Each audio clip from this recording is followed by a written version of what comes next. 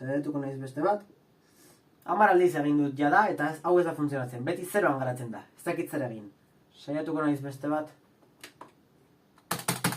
Berriro! 0an! Ez dakit zer egin. Itxoin, hemen zer jartzen du? Ez dagoela ongizaterik. Itxoin, ongizatea. Agian gure simulazioa aholkuak behar ditu. Norbait ez ditu aholkuak? Ni ama naiz, eta gainera biologoa. Non ikasten naiz? Ze ondo, benetan zure laguntza behar dugu. Mesedez, etorremien, eseri, eta gero, kamera batekin grabatuko dizut, gero, simulazioarekin konektatuko da kamera hori, eta zuk ematen diozun aholkuak, gure ume virtualarentzat joango dira. Zuk hitz egin, zure semeri hitz egiten ari bazenio bezala. Hasteko, nerbio sistema zaintzeko, nerbio sistema zer den jakin behar duzu. Nerbio sistema, zure gorputzaren kontrol zentroa da. Eta bizkarrezur muinean eta zure gorputzi osotik dauden milioika eta milioika zelulataz osatuta dago. Zelula hauek oso espezializatuak daude eta neuronak deitzen dira. Pentsatzen, egiten eta zure burutik pasatzen den guztia nerbio sistematik igarotzen da. Eta hain garrantzitsua da non nerbio sistema huts egiten badizu, zure gorputz oso huts egingo dizu. Eta nerbio sistema zaintzea hain garrantzitsua denez, hona hemen nire 2 aholkuak.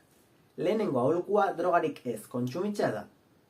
Zure garuna oraindik garatzen ari da, eta ez da gomendagarria drogak sartzea literalki zure neuronak suntsitzeko.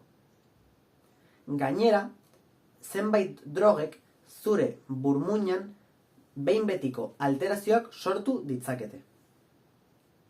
Eta nire 2. aholkua lo egitea da.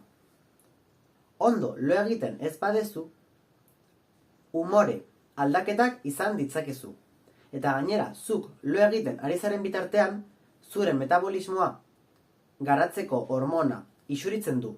Eta gainera, zuk egunean ikasi duzun guztia, zure memoriara gordetzen da. Horregatik hain garrantzitsua da, lo egitea eta drogak ez kontsumitzea. Oso ondo, 160. Zure gorputza makina bat bezala funtzionatzen du.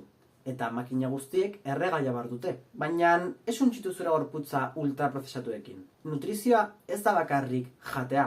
Nutrizioa jaten duzunatik. Mantenugaiak, hau da, lipidoak, karbohidratoak, proteinak, hartzea eta zeluletara eramatea ere da. Horregatik, inoiz ezingo zara ondo sentitu, ez baduzu dieta, orekatu eta osasuntsu bat eramaten. Ikusiko dugu, zer da hau? Ez dakit, guztia ondo zijoan, baina orain patogenaz babeste ezinbestekoa dela jartzen du. Honetaz zerbait badakizu? Agian beste aholku bat beharko dugu. Zu lasai, horretarako zure immunitate sistema dago. Zure immunitate sistema kanpoko patogenoetaz babesten zaitu. Eta zenbait erantzun ditu, bakoitza bestea baino konplexuagoa. Lehenengo zuk adibidez mozten zarenean, antura gertatzen da. Inguruko egunak baso bilatatzen dira, eta horregatik inflamatzen dira eta gorri jartzen dira. Horrekin batera, iristen dira neutrofiloak eta fagozituak. Erantzun hau, anturazko erantzuna da, eta generala da. Gero, hemen, patogeno indartsuago bat sartu bada, gero, beste erantzun espezifikoago batzuk daude. Adibidez, antigorputzekin, edo beste bat da T-linfozitoekin. Zure gorputza, hau guztia, bera bakarrik egiten du. Baina, zuk zenbait gauza egin ditzakezu, zure immunitate sistemari gauzak errazago jartzeko.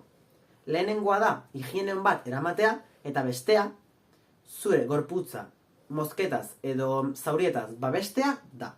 Ikusiko dugu, ea zure aholkuen ondorioz gure simulazioa azkenik funtzionatu duen? Bai! Azkenik ongizatea lortu dugu! Eskerrik asko! Hau zugatik izan da. Oso ondo, eta badakizu, eman behar dizudan aholkurik hoberena hau da. Beti zure simulazio amari kasu egin.